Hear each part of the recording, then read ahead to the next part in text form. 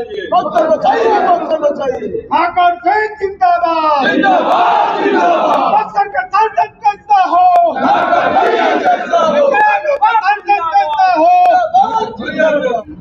कौन सा भी आता है वो आराम का व्यापार कर रहा है, वो आराम का व्यापारी है। राजपूत राम के पुजारी है और नरेंद्र मोदी राम का व्यापारी है। आप बक्सर वाले खुद ही भुगत रहे हैं बाहरियों से। क्या आपके कलम में इतनी बड़ी ताकत नहीं है कि आप लिख सके कि बाहरी का पड़ाव क्यों दिया, कि हम एक एक वोट सुधाकर को करके 1 तारीख को लालटेन पर बटन दबा करके और लाखों क्षेत्रीय सम्मेलन का आयोजन किया गया है, जिसमें तटीय सेना और वीरपुर सेना का भी सपोर्ट करने की बात आ रही है किसी पार्टी को, क्या है? हम ही कह रहे थे कि ये डुमराव महाराजा के सामने कृष्णा बाबू का ये प्लाजा होटल है कि यहाँ जो लड़ने वाले योद्धा हैं राजपूतों के, एक एक गांव और इलाके की दिशा को बदलने वाले हैं, वे लोग यहाँ उपस्थित हैं। इसमें से हमें लगता है कि 3 हिस्सा लोग क्षेत्र में लगे हुए हैं, कहीं ना कहीं उसी योजना में जिसको सफल बनाना है। 1 तारीख को सुधाकर भाई को जिताना है, इसके लिए वे लोग कहीं ना कहीं निकले हुए हैं। ये एक टोली जो है क्षत्रिय योद्धाओं की, वो यहाँ बैठी हुई है। मेरे साथ आप देख ही रहे हैं कि दिल्ली पुलिस कमिश्नर से लौट कर आए हुए, ये दल के नाम पर नहीं, दिल के नाम पर हैं। ये अभी सहनी जी के साथ अभी काम कर रहे हैं, लौट करके जब आए हैं। और जोगिंदर सिंह जी के बाद आप जानते हैं कि आप दिन रात वे लगे रहते हैं।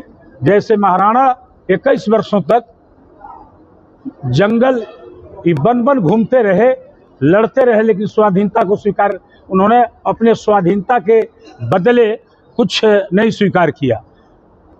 उनको आधे भारत का महाराजा बनाने के लिए उस समय का दरबार जो है कहा कि हम आधे भारत का आपको महाराजा बनाते हैं। कुछ नहीं कहना है, मात्र वह चाहता था कि महाराणा हमें एक बार शहजादा कह दें, एक बार महाराज कह दें, एक बार हमारे दरबार में चले आएं और सामान्य कुर्सी लेकर के भी हमें केवल अपना राजा स्वीकार कर।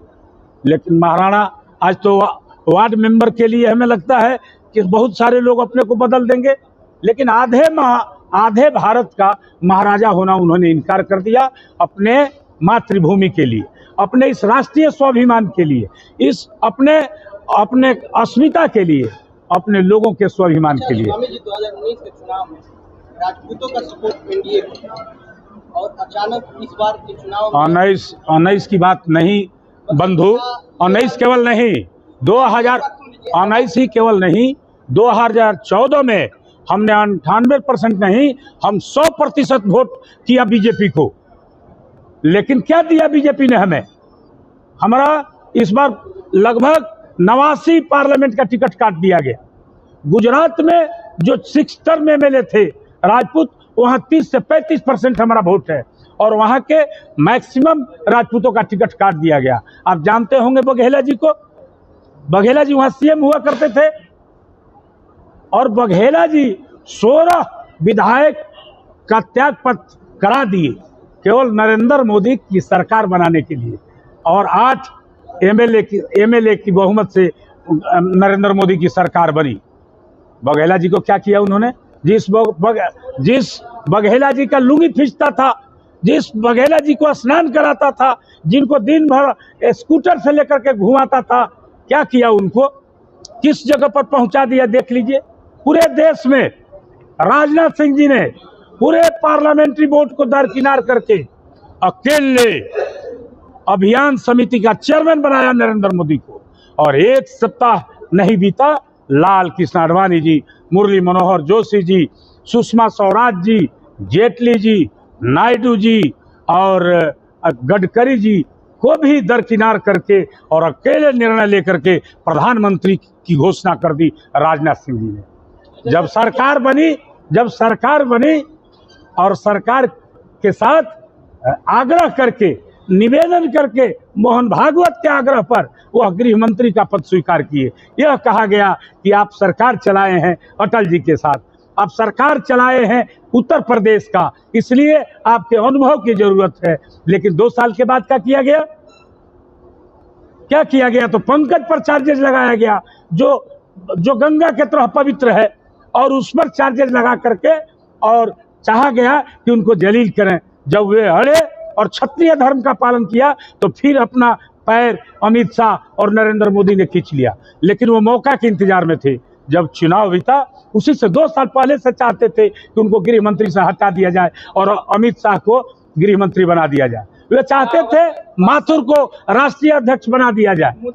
जब उस समय नहीं संभव हुआ तो जब 19 में चुनाव हुआ तो 19 के चुनाव के बाद क्या हुआ? आप ओथ देखे होंगे, शपथ ग्रहण देखे होंगे। नरेंद्र मोदी के साथ राजनाथ सिंह जी बैठे थे, 2 नंबर की कुर्सी उन्हें दी गई। लेकिन जब बंटवारा हुआ विभाग का तो उनसे गृह मंत्रालय छीन लिया गया और गृह मंत्रालय छीन करके अमित शाह को दे दिया गया।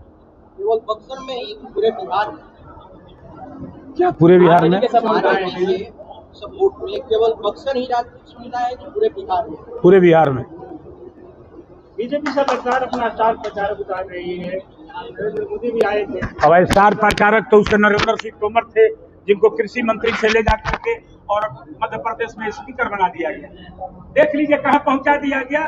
जो राष्ट्रीय नेता होता था उसको मुख्यमंत्री नहीं स्पीकर बना दिया गया। रमन सिंह मुख्यमंत्री हुआ करते थे, इसी सिताब एरा से बिलोंग करते हैं, इसी फूल पकड़ी से बिलोंग करते हैं, यही उनकी जन्म धरती है, सेंगर वंश से बिलोंग करते हैं। उनको क्या किया गया? उन्होंने काम किया छत्तीसगढ़ में, उसका कहीं कोई रिजल्ट नहीं मिला, उनको स्पीकर बना दिया गया। कहाँ पहुंचा दिया गया इन लोगों को? किस दशा में इस क्षत्रियों को ला दिया गया? इसलिए हमने कहा कि लालू यादव ने अपने समय में 14 राजपूतों को कैबिनेट मंत्री बनाया था।